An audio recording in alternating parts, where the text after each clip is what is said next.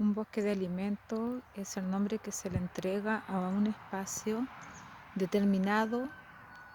para plantar árboles frutales, ornamentales, plantas y hierbas que nos entregan sus propiedades y con el mínimo de laboreo, entre paréntesis, con la mínima intervención, para así crear un sector donde todos estos árboles van a convivir entre sí, entregándonos todos sus frutos, propiedades y protegiéndose a la vez, de una forma totalmente natural.